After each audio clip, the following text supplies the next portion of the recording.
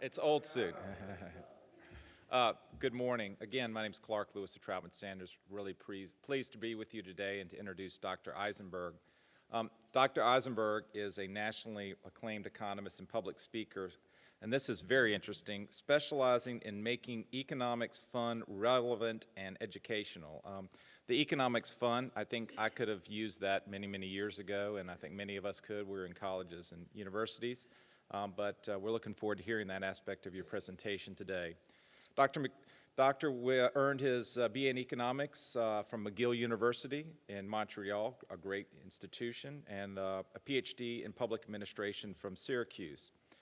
He's the chief economist for Graphs and Laughs, an economic consultancy that serves a variety of clients across the United States. Dr. Eisenberg is based in Washington, D.C., and he writes a syndicated column and authors a daily commentary on the economy that is available at www.econ70.com. Obviously, Dr. Eisenberg has spoken to hundreds of groups and associations across the United States. He is invited to testify before lawmakers and to comment on proposed legislation. We could have helped and used you this past General Assembly, Dr. Eisenberg.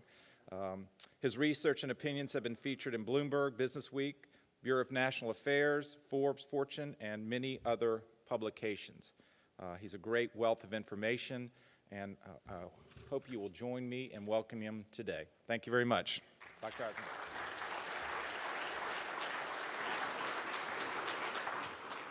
Thank you. Yes, sir. Thank you. Good morning. Good morning. It's a pleasure to be here. I'm always wondering where to begin when I start a talk and how to have empathy with the audience or have the audience realize that I understand what you do. And as luck would have it this morning, I read a fabulous economic paper. Okay, that's, I know, a stretch, but work with me, making economics fun, you know, the guy just said it. And it talked about the economic impact of Roman roads in Europe and how the Romans, wherever they were, they built roads. And they built roads in wherever it was, whether it was a developed economy, this is 2,000 years ago, or an undeveloped economy. And the paper shows, believe it or not, that the economic impacts of those roads still have economic impacts as of today. So when you talk about building I-81, yeah, that's beneficial now, but it could be beneficial, you know, conceivably hundreds of years from now. So tell these members of Congress here, the state delegation and so on, and enrichment and so on, that you're talking thousands, potentially thousands of years of benefits, what you guys do. This is very unusual. So what you do can have incredibly long and incredibly lasting and incredibly hugely beneficial impact. So keep this in mind as you go forward. Where to begin? My gosh, I'm not sure where to begin. But I think the most important message for me to get across to you is that the economics situation we're in right now is the best it has been since the end of the recession. The recession ended officially in the end of June 2009. That's almost 9 years ago. And the growth that we're going to experience over the next 5 or 6 quarters is probably going to be, on average, over the next 6 quarters, the best we've had. We can argue whether this is good or bad, and we'll discuss that in a little bit of time. But this should be, a next 15 to 18 months, 12 to 18 months, should be really good. And here's why, and this is important. GDP is composed of 4 terms, right? It's composed of household consumption, C, corporate investment, I, government spending, G, and net exports. And right now, what's going on is unusual. What we've got right now is strong C, household consumption's pretty good. Job growth is okay, wage growth is good. We'll get into details on all this, but that's all fine. So C is going to have good power, right? More people working, more money for everybody who works, terrific, fine. Corporate investment's probably going to be pretty good. It already began to get good last year, and now with the tax cuts that just came, the Republican tax cuts, this should encourage firms to invest in plant and equipment, raising labor productivity, raising wages, which will help C, which will help I, and so on and so forth. So C is already strong, and I is strong. Usually when C is strong and I is strong, you don't have strong G, government spending. Because you don't need strong government spending because C and I are already good. But now, for a bunch of reasons, which I'm not going to get into in detail, but we might meander there accidentally here or there, G is going to be very strong. because we had the Republican-passed tax cuts, reform and tax cuts, in late December, which lowered tax rates and made depreciation schedules more favorable, pushing G in government spending, tax cuts, raising incomes more, and so on. And we also had, in February, spending increases. The Democrats and Republicans each got something like 70 or 75 billion bucks a year for 2 years. So roughly 300 billion buck increases in defense spending and discretionary non-defense, right? And on top, ooh, wow, that's exciting. Everyone's looking very sexy all of a sudden. Yeah. I hope I am too. Okay, and then there's some hurricane relief for the hurricanes that hit Mexico, Texas, and Puerto Rico as well. So we're going to have very strong G. So the only catch is exports. Net exports are going to be weak. But that's a good price. Exports are good, but imports are going to be stronger. The net's going to be negative. So we've got strong C, strong I, strong G, and weak exports. That's a trade I'm always happy to make. This is fine. So because of this G stimulus that we're getting that's unanticipated, this should make our economy really run pretty warm, pretty hot for the next 12 to 18 months. After that, we'll see, and I'll discuss that too. But so far, so good. Look, the stock market's doing well. It's had some momentary ups and downs of late, but generally good, so we're happy there. You own stock, you own bonds, you own a house, you own some rental property, you own a warehouse. Whatever you own is doing well, so we're happy there. And our net worth is at an all-time high. It was close to 70 trillion, it fell to 55, and now it's back up almost to 100. We've almost doubled our net worth, causing us to feel good, causing us to spend more money. Now, we're not spending as much money as we would have in the past, given this huge increase in wealth because of the stock market and so on. And that's happening because we're nervous. We remember the Great Recession of 2008-9. Many of us lost a lot of money. We know people who lost a lot of money, first thing. And the second reason is the average age of Americans is drifting up. So we're, as a society, somewhat older than we were 10 years ago. Not you personally, of course you're 10 years older, obviously. But the average age is going up, and as you get older, you become more conservative. You're not going to bet the farm on stuff. So we're a little more conservative, but nonetheless, that increase in net wealth really matters. So we're wealthier, our incomes are good, household consumption is doing well. Let's look at the next slide. So we're borrowing more money. This is also good. And this is responsible borrowing. The total amount of debt today is barely higher in nominal terms, forget inflation, than it was 10, 12, 13 years ago at the peak of the housing boom. So we're doing okay there. Mortgage debt's lower today than it was then. Of course, student debt's much higher. So if you have a kid who's 19 like I do, you get nervous about this. But nonetheless, millennials are getting older. They're starting to buy homes and apartments and rent apartments. This is going to be good demographically. We're going to have some pleasant push going forward. So we're feeling good. We're happy. Look how happy we are. Look how happy we are. Look at this level of happiness. This is the recession. This is the pit of the recession. Takes us nearly 10 years to improve. And the reason we improved quickly here, that was, I think, Colorado and Washington legalizing marijuana, if I'm not mistaken. Richmond might want to consider it, but that's a whole separate conversation. We can talk about the economics of pot if you want later. But you can see how happy we are now. We've really improved. This is not a bad situation. So how are we spending our money? Are we spending our money buying oatmeal cookies and jeans, which wouldn't be so good? Or are we spending it on frivolous purchases that we don't have to, that are just discretionary big-ticket items? And the answer is yes, we are. Look here. This is first small business, very happy. Many of you guys are small business. Some of you are bigger businesses. They're as happy as they've been.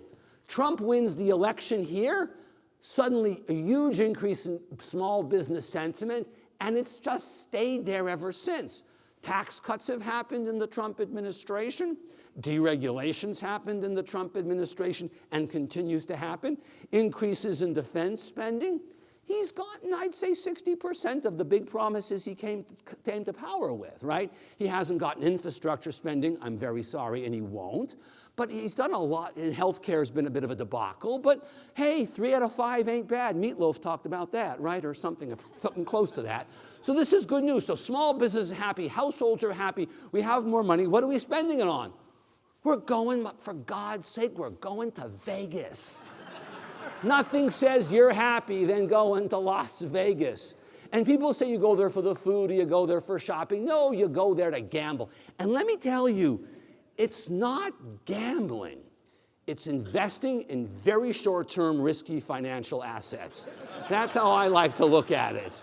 And you can talk about hedging. You bet $100 on 9. You can always bet on red or black to counter it as a hedge. This is a useful skill in life. This should be a tax-deductible expense as far as I'm concerned. But anyways, so we're going to Vegas. That's very good. Look, we're buying cars. You know, cars expensive. Cars $35,000. Cars now are really expensive. They're big. They're no longer four-door sedans. They're SUVs and they're crossovers and so on. We're buying cars. The loans on a car are 72, 84 months. I wasn't even married that long. My God, that is crazy, right? So we're feeling good. We're not going to buy any more cars. We're peaking out at 17 million units, but that's a very good level. We're now carred out, if you will. We've caught up from the trough here where we weren't buying enough cars. We've caught up and we're fine. There's a bit of weird stuff going there because of hurricanes in Florida and Texas where cars were flooded and so on and so forth. But we're doing fine. We're going to Vegas. We're buying cars. Oh, how about this? Let's buy a plane, an RV, or a boat. It's the yellow I'm looking at. The blue is the stock market. Yellow is buying recreational vehicles, planes, boats, and aircraft. I mean, that's crazy high. It's as high as it was since 2002 or 3. So we're buying boats and planes and cars. We're going to Vegas. I mean, how much better does it get? We really are happy. Yeah, tell me about it. Oh, how about this? Let's buy a $500,000 racehorse. I bet you didn't think of that before, but it's time. You know, road paving has been good for you, or whatever it is you do, scales or something, or maybe a pylon, selling pylons. Hey, you know, buy a $500,000 racehorse. It's never too late to consider it. But you can see it took us 10 years to recover from that too. That's the bottom, and 8 or 9, 10 years later, we're back up. Sure, it's not just Americans buying here, it's Europeans, it's Arabs, it's all kinds of people who like horses.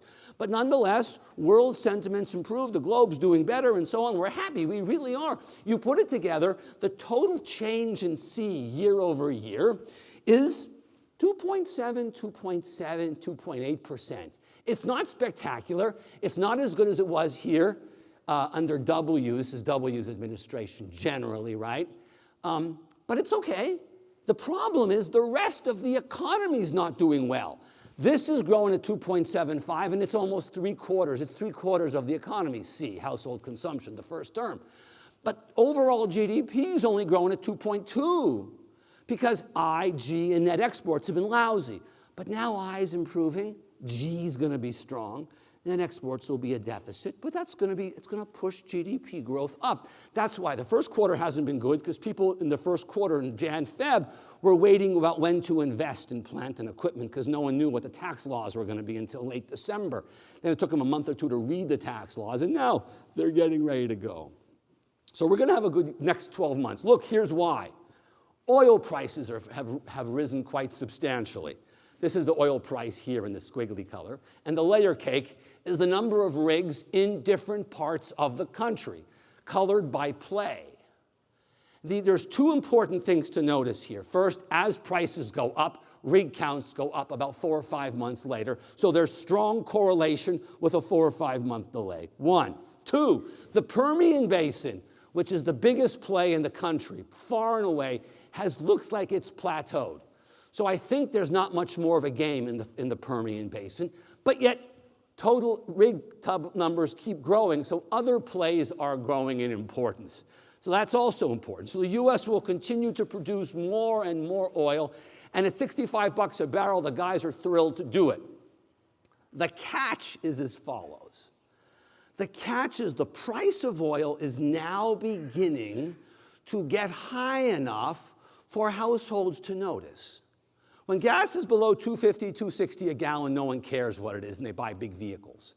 But when gas gets above $3 or above $3.50, we're not there yet, except in California, where it's always above $3.50, so who cares? But so it's not a problem.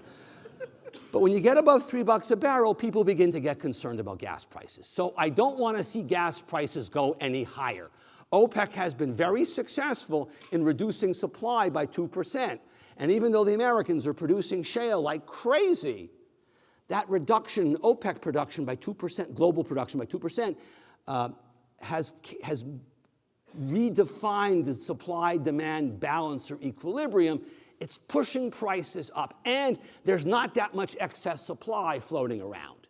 As such, we're beginning now to feel the economic impacts of political problems in Iran or in Syria, and this is jacking prices around. It hasn't happened in years because there's been so much extra supply, but OPEC has been ratcheting down supply by this 2% level for some time now, and it's beginning to have an effect. So prices are going to become more volatile going forward, all right? So, but nonetheless, oil prices are up. That causes rigs to go up, oil production to go up, pipeline construction to go up, cracker plants to go up, and refineries. This is great for the economy. It's 50, 60 billion bucks, easily a third of a point of GDP. Next, corporate profits are going to be frigging spectacular this quarter.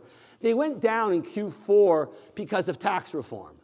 Once taxes reform was known, firms did all kinds of stuff to rearrange their taxes to make it beneficial for them in Q1 starting 2018. So Q4 17 was really a wash. It was really a lousy, crummy quarter, but only an artifact of tax reform. But profits this year should be up 15%. Earnings came out yesterday for some big banks like JP Morgan and so on. They were very good, right? So profits look to be very good. So oil prices are up, corporate profits are up. Manufacturing is thrilled out of their minds. They have never been happier. If you look at how happy manufacturing is right now, it's been a year and a half above 60, almost at 60, right?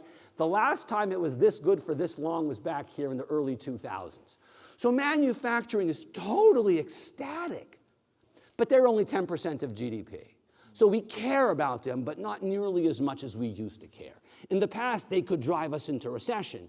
Now manufacturing is not big enough to drive us into recession anymore. So you could see here a recession in manufacturing not followed or coinciding with a blue bar, which is a recession bar. Those are recession bars. Here, there, a little bit. But they're happy. And how about services? That's like 80% of the economy, right? Starbucks, a massage, going out to eat, healthcare, education, real estate, engineering services, which is what you guys perform.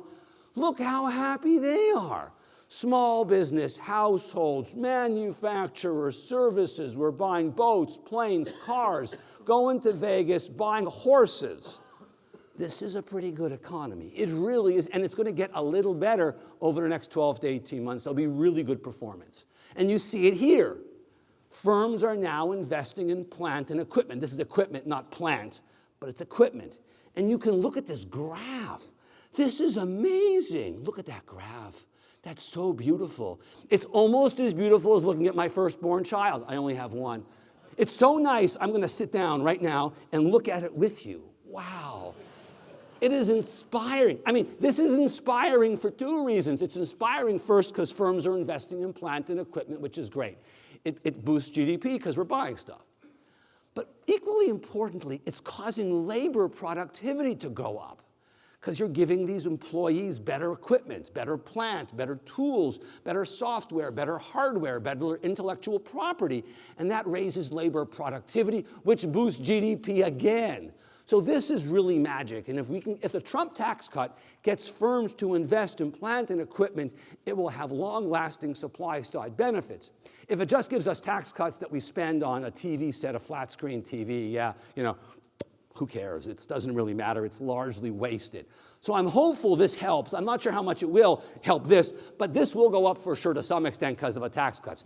That makes I do better. No question about it. Now we come to government, the third term in GDP. And there are a couple things I want to point out to you very carefully. First, there are two stimulus effects that are going on right now. We've talked about them both. The tax cuts and tax reform, which is in blue, which is right here, and the spending increases of the discretionary on defense and non-discretionary defense the Democrats got. That's in red. That's over here. And if you look at them together, you can see when you stack one on top of the other, the economic impacts in terms of increases in GDP are large. I don't think this is a little too optimistic in my opinion, but we can argue. But the point is you're going to have very robust growth because you have two things going on simultaneously. Moreover, it's late in a business cycle.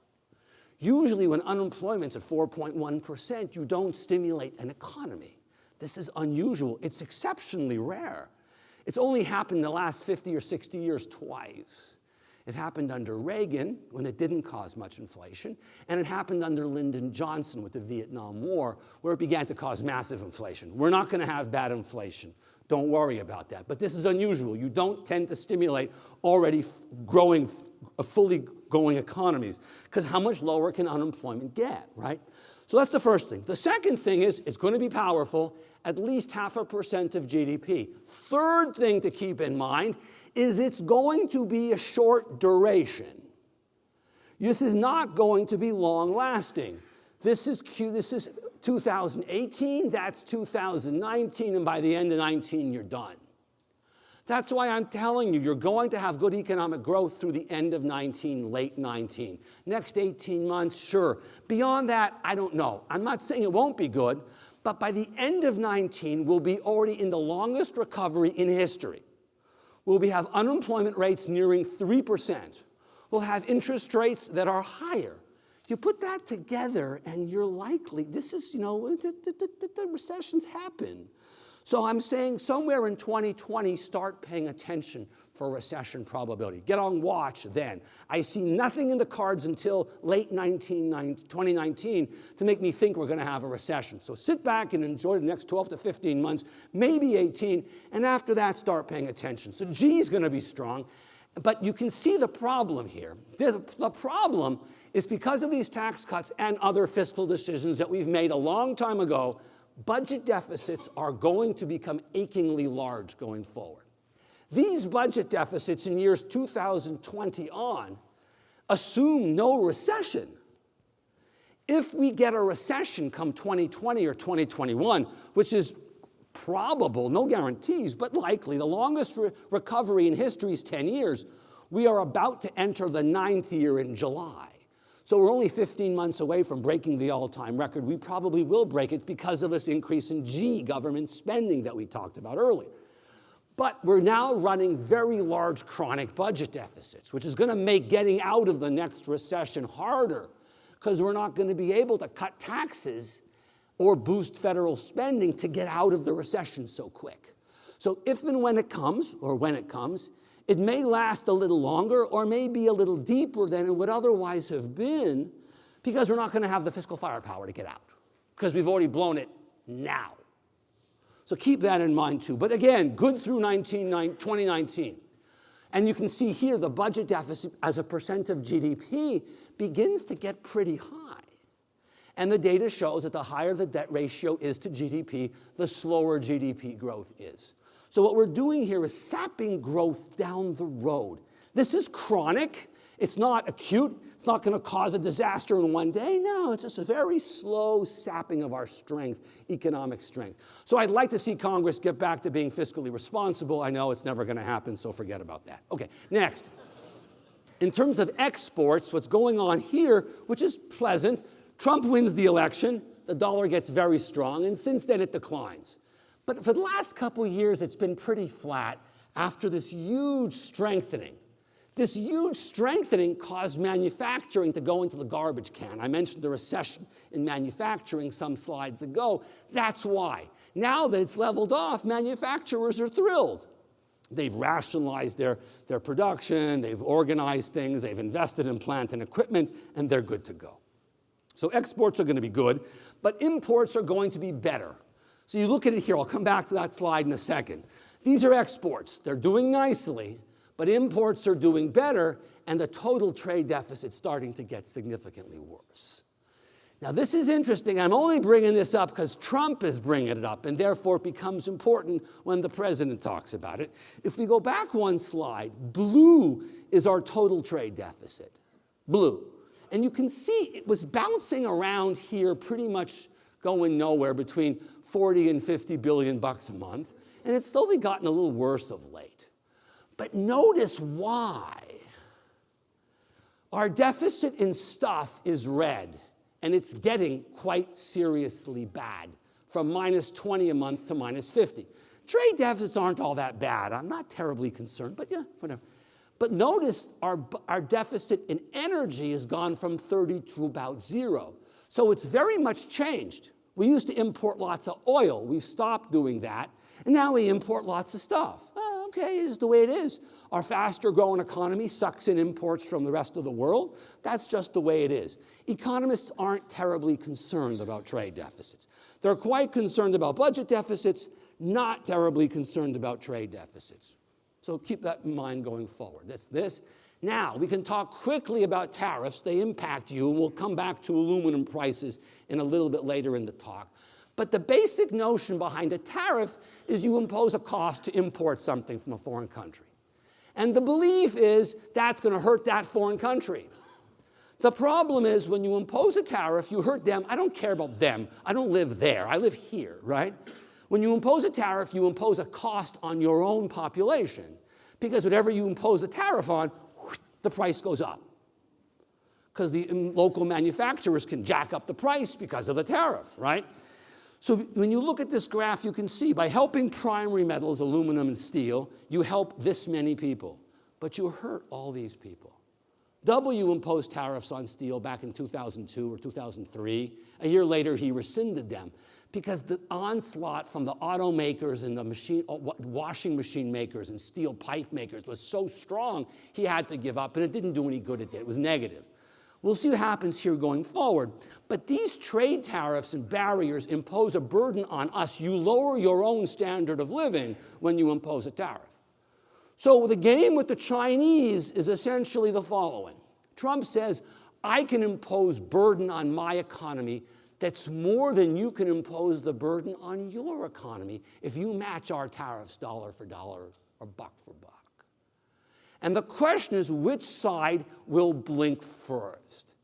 If Xi Jinping is convinced that Trump is not going to blink and he will impose more and more tariffs and screw us more and more, he'll blink. But if he believes that the American democratic society won't let Trump do that because constituents will start screaming at him, then Xi Jinping will laugh all the way to the bank and pocket the benefits. So each side's putting their fingers on the table, each guy, and saying, I'm going to chop off my fingers. And Trump says, I'll chop off a finger. And Xi Jinping says, oh, I'll match you and I'll chop off one of mine. Trump says, oh, I'll chop off a second. Xi Jinping says, I'll chop off a second too. One of them is going to blink. I'm not sure who's going to blink first. I don't know. But that's what a trade war is. Who can suffer more? They're imposing taxes and burdens on the other country, but that's not important. It's what they're imposing on themselves that matters. This is a very interesting card game they're playing with potentially really big outcomes. We'll see how it plays out. I'm entertaining. It's entertainment to watch, but it may cost our economy some economic mojo. Probably not a lot in and of itself, unless the tariffs become very widespread and if they're followed by falls in consumer confidence, followed by declines in the stock market, which is not inconceivable, but very unlikely. So keep this in the back of your mind. It could go all wrong, this trade thing. It could get resolved pretty quickly.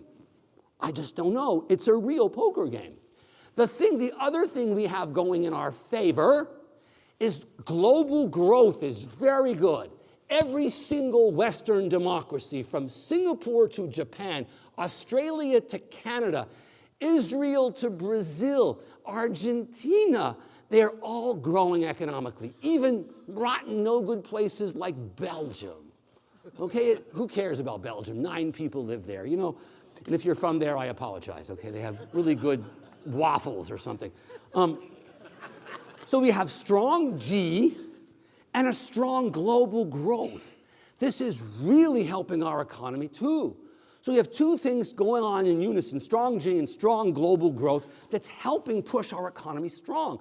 That's why we can withstand a lot of pressures and strains right now. That's why I'm really confident about the next 15 months or so that are going to be good. Beyond that, I don't know. At the end of the day, this is GDP. And GDP, as you see, is still quite lackluster. 2.2, this is 2.5, that's about 2, so we're 2.25. How can it be that GDP is so weak, even if you're saying everything is going great? What's wrong with this picture? And the answer is this. GDP growth cannot be strong because our economy will not let it be strong. GDP growth is composed of two things. We can count it with C, I, G, and net exports and all that accounting stuff. But it comes from only two sources. More people working, blue, and people who are working better, working smarter.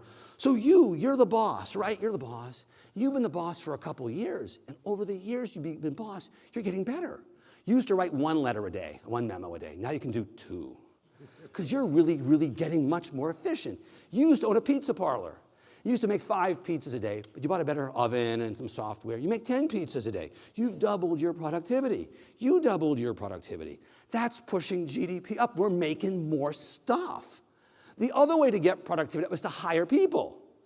You want to get more stuff done? Okay, you're not productive, I know, but you can hire people who are productive. So you hire a bunch of talented people like her, and they get more stuff done. So you hire more people, that's blue, or you work better, red. But notice the problem. Blue is not growing much, and neither is red. You put them together, that's GDP growth. That's why economists expect GDP growth down the road for the foreseeable future to be ballpark 2%. 2, 2.2, 2.3, 1.9, yeah, whatever, but nothing great. Next couple years, it could approach 3 because of this extra stimulus and so on that's going to course through our economy, causing the next 2 years, 18 months to be really good. But then we're going to fall back to our normal long-run equilibrium. And you can't grow beyond your equilibrium rate. You can't go above for long, right? It causes inflation. Fed doesn't like that. The problem here is intercourse just isn't much fun anymore. I don't know how else to explain it. It's just not, it used to be more fun than it is, but whatever. And this is more, we need more firms to invest in plant and equipment. Hopefully tax cuts will do that. Tax cuts do this. Immigration, we need immigration economically. Politically, a whole different story, I understand that. But economically, we need immigration. Last but not least for this section, there's no recession, as I said, on the horizon. This is the yield spread. The yield spread is a marvelous measure of recession likelihood. So the yield spread looks at the gap between 30-year interest rates and 1 year in this case, or 10-year, 10 years and 1 year. Normally, the longer you borrow, the higher the rate. So the yield curve looks like this. Borrowing 1 year is cheaper than 5 year, which is cheaper than 10, cheaper than 20, cheaper than 30. So a 30-year mortgage may cost 6%. A 20-year mortgage may cost 4. A 10-year may cost 3, right? But occasionally, the yield curve inverts.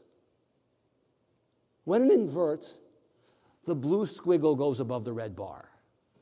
And every time the blue squiggle goes above the red bar, with the exception of 1966, here you have inversion, you get a gray bar. That's a recession.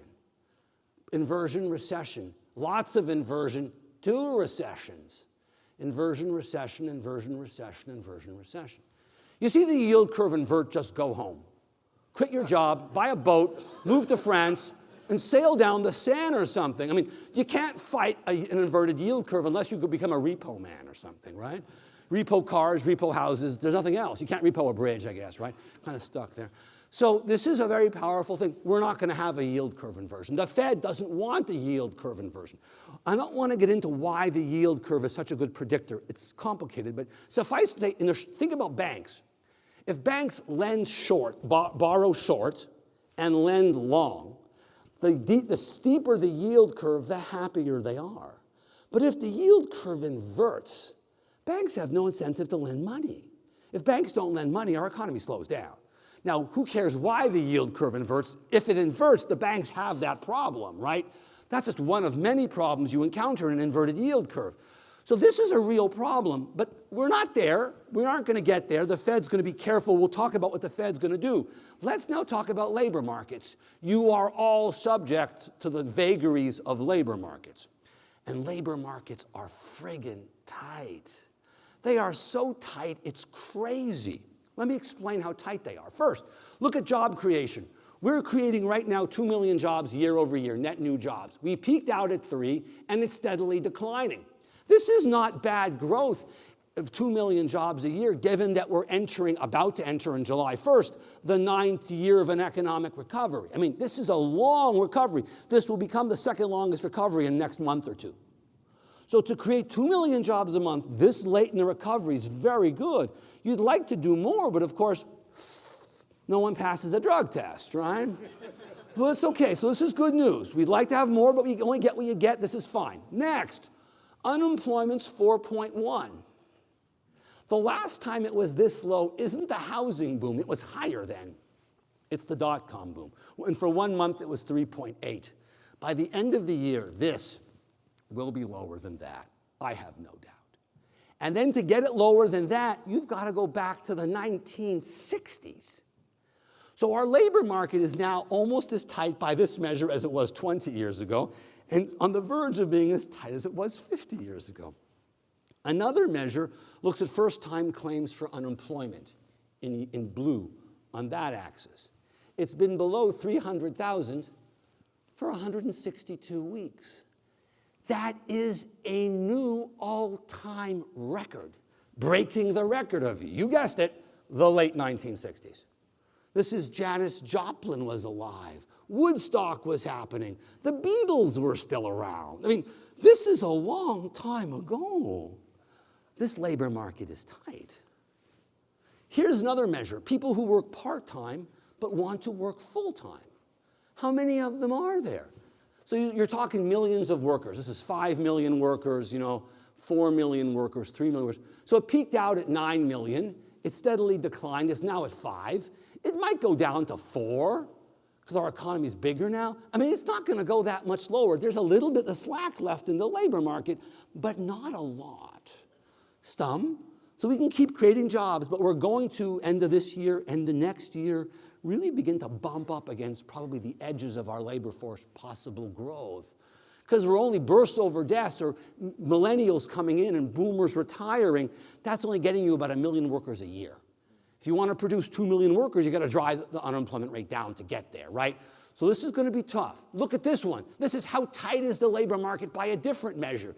Here you're looking at the total number of unemployed Americans, make up a number, 10 million, divided by number of open jobs, 10 million. 10 million over 10 million gets you 1.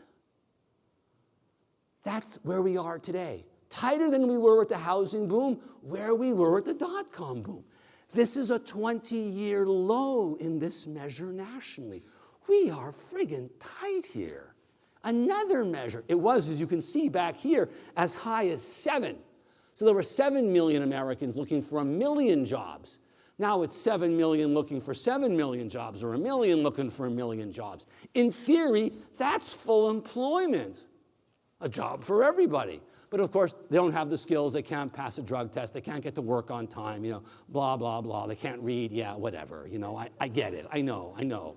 But you get my point, right? Here's another measure. This is the gap in the unemployment rate, the overall unemployment rate, and the unemployment rate for African Americans. And the gap between these two is 3 percentage points. Nationally, it's 4.1. That means for African Americans, it's 7.1. Is it too high, the gap? Of course. Can we improve it? We should, yes. Can we do better? We can. Should we do better? I think we should. Are there policies to follow? Yes. But I'm not talking about that now. I'm just talking about the gap. And the gap is now at an all-time low. This data goes back to 1970. That's what, 35 years, 45 years of data. It's never been lower than it is today. If you look at Hispanics, it's the same thing. You're running out of all the workers you can think of, everywhere. You want workers, go kidnap them from Puerto Rico. I'm joking, Give them one-way tickets. Come to Richmond. Pave over highways. Yeah, it'll be fun. Here's another measure of how tight the labor market is. Quits. People don't quit a job just because they feel like it. The weather's good, I'll quit my job. You've got a mortgage and a car payment and a rent payment and college payments or whatever it is, right? Alimony, child support, but no one's bitter. Okay. look, it peaked out here at 2.2% of the labor force. 2.2% of the labor force quit their job every month. That's 25% of the labor force quits their job every year. So if you're a crappy boss and a quarter of your labor force leaves, you're average. Don't worry about it. Okay? It was better here. The dot-com boom, it was 2.4. It comes down, recession, comes down, improves. Recession takes 9, 10 years, and now we're back where we were. That's good. I'd like it to be higher, but remember, we're traumatized from the last recession, and we're older as a society. Older people are less likely to change their jobs. So given all that, the fact that the rate now is back where it was then is pretty good. That's a moral economic victory if there ever was one. I'd like it to go up a little more, but we're making progress here. So this measure shows that we've recovered. This measure shows that we're at an all-time low. This one shows we're at a 20-year low. This one shows we're at a 10-year low. This one shows we're on the verge of a 20-year low and a 50-year low. These are pretty tight labor markets. You're having trouble finding workers? Yeah, the whole country is having trouble finding workers. Here are 2 more slides on this data. This one goes back. This is the overall. This is the unemployment rate, 4.1%. This one includes those workers who work part-time who want to work full-time. And this includes marginally attached and discouraged workers. If you add this percentage plus this plus that, you get the broadest measure of unemployment out there called the U6 number. It's 8%. The lowest it's ever been in the last 50 years was 6.9, which means there's 1% of the labor force still there. That's 1.5 million, 2 million and a half workers. That's it. So we have another year, year and a half to run at this rate of job growth before we hit everything begins to hit all-time lows. That's why I'm saying in a year and a half, 2 years' time, we begin to have some problems. There's no guarantee we'll get a recession. I hope we don't. We may well not. But we might. Rates are higher. Job growth will be lower. Inflation will be higher. Keep it in mind. Don't stress about it yet, but keep it in mind. Here's another measure of unemployment, how tight we are. This is by education, or how many weeks you've been unemployed. And you compare every single measure. So unemployed less than 5 weeks. And here, it's as low as it's been. That's lower than it's ever been. Next color, 5 to 14 in green. It's almost as low as it was there. That's the dot-com boom. So here this one's at an all-time low, pretty much. This one's at a 20-year low. Next color, 15 to 26 weeks. Here, we're at a 20-year low there too. Here's the only one, the long-term unemployed. We still have a little ways to go, but not much. You look at all these measures. We're at 20-year lows, 50-year lows, 10-year, 20-year lows. This is a tight labor market. Here's one more by education. How do you do versus your level of knowledge and skills, high school, college, some college, whatever. And you can look at them all, and you can see that they're all getting painful. Even people without a high school diploma, the least skilled among us, are at lows we haven't seen since 1990. This is as far back as the data goes. These numbers are already quite low here. They can go a little lower. They can go a little bit lower to 20-year lows, but not a lot.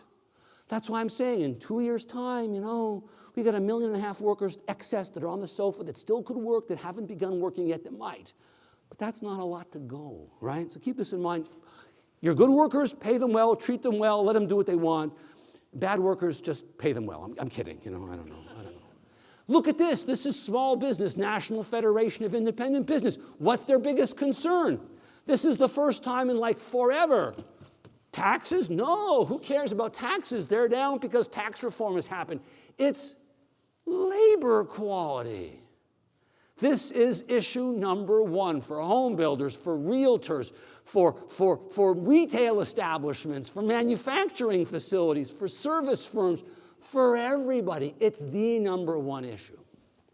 So again, this is a problem that's not going to go away. It's actually probably going to get a little worse going forward. So how about wage growth? You'd think wage growth would be spectacular under these conditions, but it's not been great. It's getting better a little, but not much. It's surprising. So here's the data. This is straight data. And what you see is a little bit of improvement here. I mean, if you drew a line of best fit, you'd show a little bit of slope. but not much. Why such little growth given really vexingly tight unemployment rates? 20-year lows, near 50-year lows. And there are a bunch of things going on. I'm going to go through 4 or 5 of them with you and discuss them. Here's the first one, demographic. There are old guys. Guys like, well, you. And, you know, you're on the verge of retiring, but you're at the top of your game. You do well. So he makes a good income. Let's make up a number. I'll lowball it, but $2 million a year. And you're being replaced, if you will, in the entire labor force by you. You're a college grad, you're 22 years old, you're just starting your career, you're making $35,000. It's not much, it's not good at all, it's terrible. Okay, 45, okay, we'll compromise. 50, now you're pricing yourself out of the market. Oh, but he's on the verge of death. It's okay, he deserves it. Come on, give him a break, man. Give him a break. But you know, you've got a guy making good money here being replaced by someone much younger who's just starting their career here. If you do that every day, 10,000 people here and 13,000 people here, you just drive down wages. If you correct for this demographic process, which has happened forever, but historically there were relatively few of these compared to many of these, now they're almost the same size because our demographic pyramids become a cylinder. You get this. So wage growth is better. Here it shows wage growth, you know, in the 2.6, 2.7 category, right? Here you're seeing wage growth of 3.1. But even here, once you've corrected for demographics, it's not going up. It's flat. Here, the housing boom, it was over 4. The dot-com boom, it was over 5.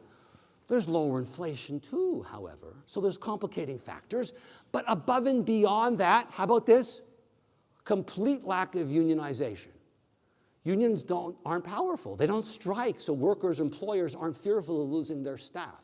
Union contracts aren't written with escalation clauses for inflation. They used to be, but they're not. That also puts downward pressure on inflation. How about the gig economy? More people are working for Uber and Airbnb and Fiverr and all these crazy places than they have in the past. And the more people who work in the gig economy, by and large, it pushes wages down. You may be happier, you may like your lifestyle more, you may have more control over your work, but you're bringing home less bacon. That's another reason. Another reason is we're aging. Aging societies cause workers not to change jobs. It causes workers not to go to their employer and say, I want a pay raise. Because they're afraid. When you're 60 years old, you don't go and threaten to leave to get a new job. When you're 25, you're more than happy to. It's easy. So this aging is causing us to be much more conservative. You can look at Japan. They are the quintessential example of an aging society. Italy, Germany, these are very rapidly aging societies, right? Very rapidly aging, and wage growth is weak. We have this too, not as badly as them, but we have it also. Moreover, crappy labor productivity growth. Again, if I pay you based on how many miles of road you pave every day, and you pave 100 feet a day, and then you improve your technology 110, I can pay you 5–10% more money. It isn't even inflationary, because you're producing more and I'm paying you more. Not even coming out of my profit. But if you don't produce more road, I can't pay you more money. That's this. This is how many miles you pave, or toasters you make, or microwave ovens you sell, or pizzas you create, or memos you write. You can see it doesn't grow by much, putting a damper on wages. You put this all together, and you end up changing and unemployment rates in Europe are still high. We can outsource our services to Europe. Engineering services too expensive here? Great. We'll do them in India. Do them in South Africa. No problem. They speak English and they're well educated. Seems to have changed the relationship between unemployment and wage growth. Normally you would think as unemployment goes down, wages go up. That's what this shows. That was the curve for those 15 years. The curve slipped down, but the same slope. The slope is what I care about. But look at the slope now. It's virtually flat. Reduced levels of unemployment don't seem to appear to cause increases in inflation, wage inflation. The Fed's concerned about this. What if we get this? What if it just goes crazy when it goes below 4? It might happen. We don't know. This is unusual territory. We've never seen such low inflation with low unemployment with such little wage inflation. So I've given you a whole bunch of explanations, but no one really knows exactly what's going on. This is all theory, right? So how about overall inflation?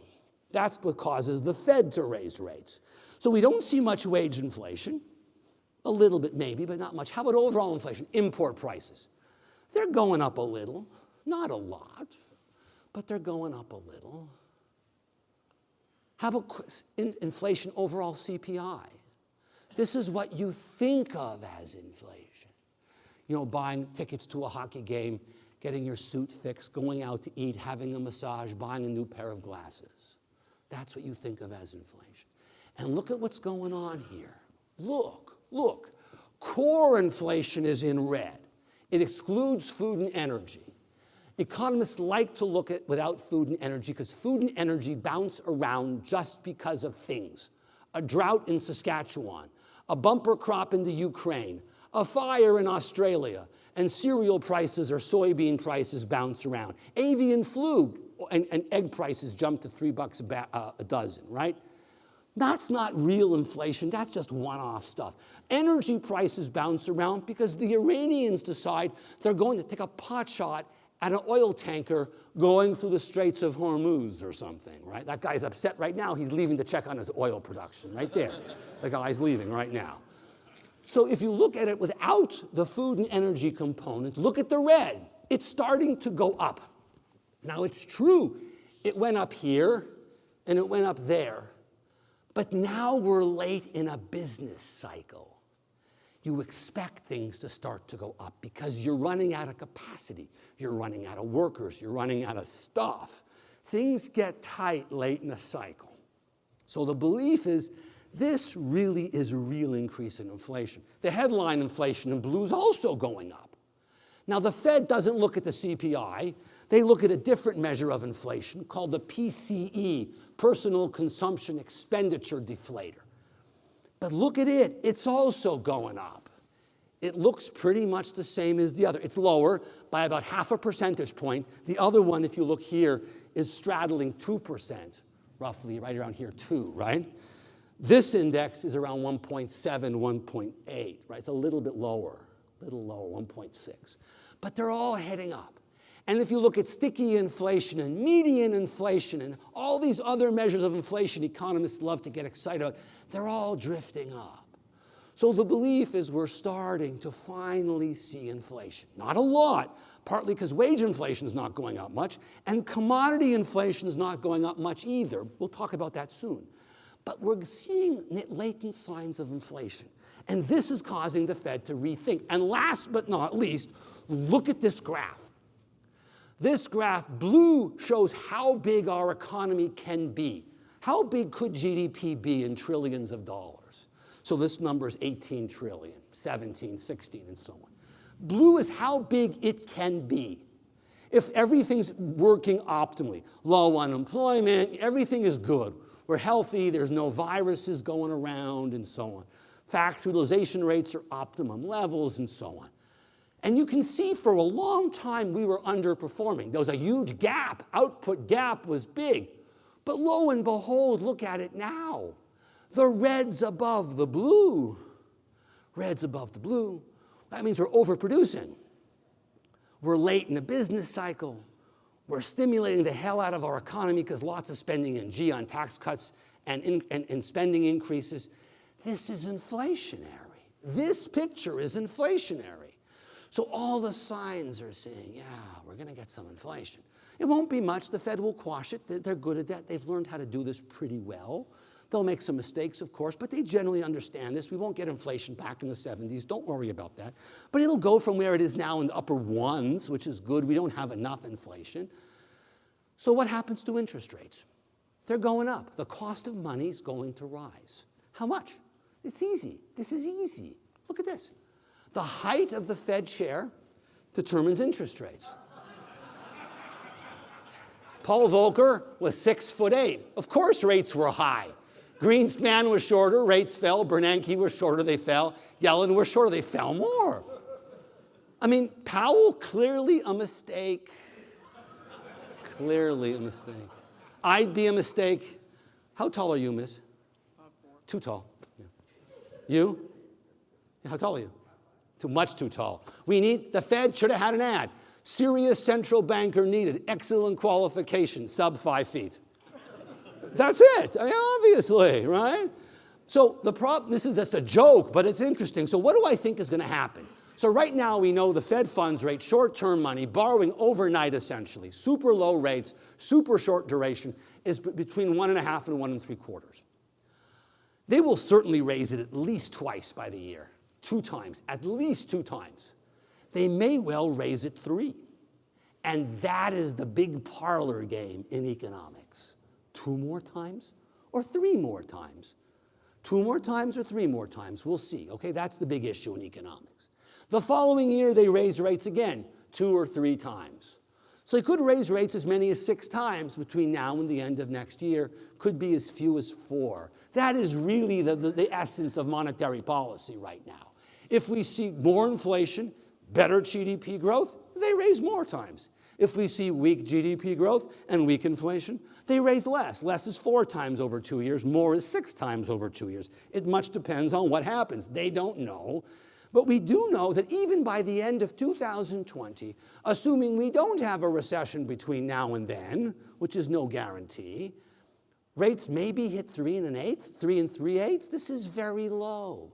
Because GDP can't grow fast. The Fed wants 2% inflation. And the Fed thinks the neutral rate of interest, real interest rate, that's not expansionary or contractionary, is about 50 basis points. So when you get to 2.5% interest rates, which is late next year or middle of next year, that's the neutral rate, 2.5, 2.6. That's not expansionary and not contractionary.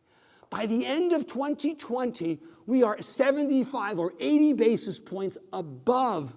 So there's mildly contractionary monetary policy, but it's not particularly contractionary because our economy doesn't grow fast at 2%. We can't withstand much tightening of monetary policy because they'll drive us into a recession. They'll invert the yield curve and all kinds of bad things will happen. So the Fed's very, very careful here. The more it raises short-term rates, the less long-term rates will go up because we're quashing inflation. If short-term rates go up a lot and long-term rates don't, you could get an inverted yield curve. So the Fed has to see the inflation essentially roll through the economy and roll into long-term rates before they can really raise short-term rates. And for that, the market has to see inflation or trade on the expectation of it appearing.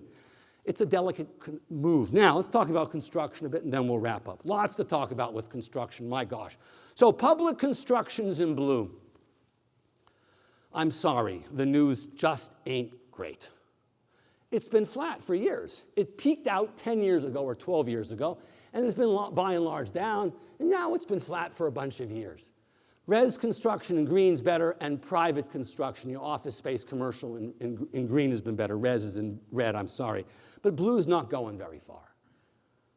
Break it down by year-over-year growth. Blue is what you care about. A little down, a little up, a little down. It's been going essentially nowhere for a bunch of years. The Feds don't have a lot of money. They had a bit of money during the Obama stimulus thing a little bit, but not a lot. So you look at it here, it's going nowhere. You look at it here, it's kind of going nowhere. How about here? We're looking at 2 things, transportation, which you don't do. I know this is docks, ports, airports, train stations, and so on. Here, and then we're looking also at highways and streets up here. There's been a little bit of an increase, but not much, and not much in the last couple of years. Inflation adjusted, 10 years and $10 billion ain't a lot of money. Nothing really going on here either. I'm not telling you something you didn't know. I wish I could give you better news. Sorry, but it is what it is. Here's another way of looking at public construction. Heavy engineering, not doing much going on there. Bridges, they seem to be going up a little bit. The problem is there's no money here. 1.2 billion, 1.6, yeah, it's a whole country. Who cares? Too small to matter, right? This is month-to-month numbers nonetheless, but you get the point. It's not $5 and $10 billion like it is here, right? Heavy engineering. So there's not a lot of growth. Here's another measure put up by FMI. It's their non-residential construction indicator readings. They're okay. They're above neutral. 50 is neutral. They're above, but they're not growing any. There's no growth occurring in these indices, right? How about here? This is Dodge construction indexes. There's not a lot of data because they're only looking at a couple of months. This is overall all construction, res, non-res, and non-building, which is what you guys are doing generally, right? You can see it's generally flattened out. This is year over year, February, versus month to month change, big decline, but it's 1 month, who cares? Not seasonally adjusted. Seasonally adjusted, but it's not a big deal. This is 2 months total. Again, big decline, but 2 months, don't pay much attention to it. The overall trend here is generally flat. That's the important thing. In terms of prices of inputs, they're going up. No question about it. We'll look at individual commodity prices in a second. But you can see by all measures, this is put out by IHS, right? And you can see here that March to February, it's been going up for 17 straight months. All the arrows are going up. This is this month, this is last month. They're all going up. Materials, subcontractors, expected pricing 6 months in the future, it's all going up, right? Maybe slower or faster, but it's all going up. So construction activity is kind of flat. Prices of inputs are going up. Prices of money are going up too. This is wood. This is input prices for wood. You don't use a lot of wood, I'm aware, but you can see how it's skyrocketing. And this is not unusual. This is last year, calendar year 2017. Input prices, aluminum, zinc, copper, and nickel. The most important input prices, right? Lead's not so important, right? They all went up a lot. They all went up a lot. Here, this is as of yesterday. London Mercantile Exchange for aluminum. It skyrockets because of, this is import duties going crazy here, right? So now this trade war's sliding into input prices. If the war goes away, the prices come down, who knows what will be on this. But there's been generally, you can see, last couple of years, certainly a trend upwards. Commodity prices seem to be rising. How about zinc as of today? This is Shanghai. It's the latest data I could get, right? Shanghai prices are going down because the fear of a trade war is influencing activity. People think if we slow down economic growth, we're going to need a lot less zinc, right? So that's going down. How about copper prices? Exactly the same thing. So it's very hard to know what the underlying price is because of the tariffs have done all kinds of crazy behavioral changes to these markets, instantaneous behavioral changes to these markets. If you look here at the Bloomberg Industrial Metals Subindex, you can see, kaboom, last couple days, massive behavioral change. Not a lot over the last 6 or 8 months, but certainly a general drift upwards, right? So this is drifting up. This here has, this here has been drifting up on copper, right? Zinc, aluminum, they've all been generally drifting up with some very strange behavior in the last couple of months, right?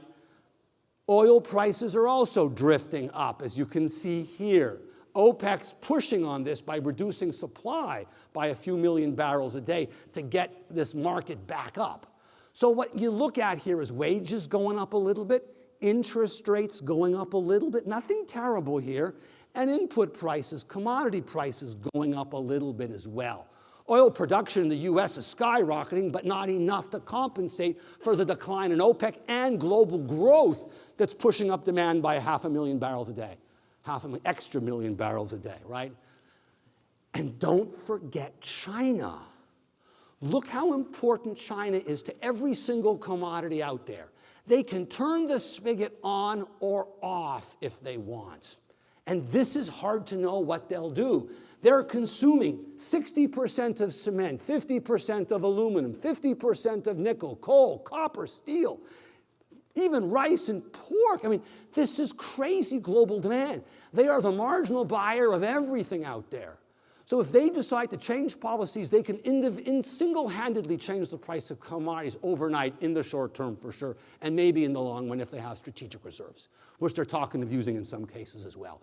So think about that as you go forward. Likely increases, but China is how China does. They're big, they matter, they consume so much. Last but not least, a little bit on Virginia. For those of you who don't know where you live, I have an arrow. Virginia, contemporaneous data, fine. Leading economic indicators are good too. So your economy is fundamentally solid here. There are no problems. Your unemployment rate is very, very low. You're at 3.5%. This is ridiculously low. There are states that are lower. Under normal conditions, this would make you a rock star state. Now there are 10 states that are better than you. Of course, no one lives in Vermont or Nebraska or Maine or Hawaii, North Dakota. Who cares? This is like all of Richmond has all those 5 states. But you get my point. You have achingly low rates of unemployment here. They are achingly low. You may be only 10th or 15th lowest, but this is just unbelievably low rates of unemployment you're seeing here. These are scientists' experiments here. So you're doing well. But state revenues are not doing well. And you guys depend on state revenues for much of your budget. There's federal money and there's state money. And state budgets aren't doing well. You can see here, most are lower than target. Things were good for 11, 12, 13. But then they kind of deteriorated, except for 15 and 14, 15, 16, and 17, they deteriorate. So right now, there are only 29 states that inflation adjusted have more revenue today than they did 10 or 12 years ago at the peak in 2006 or whatever it was, right?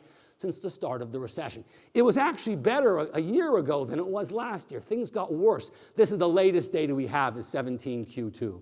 There's nothing more recent than that. And in terms of Virginia, you're almost at break-even point, but not quite. So you're dead center. You're pretty much in the dead average. You're not as good as Minnesota, California, or Maryland, but you're not as bad as New Mexico, Oklahoma, Florida, or Wyoming, God forbid. Or look at Alaska. Holy moly.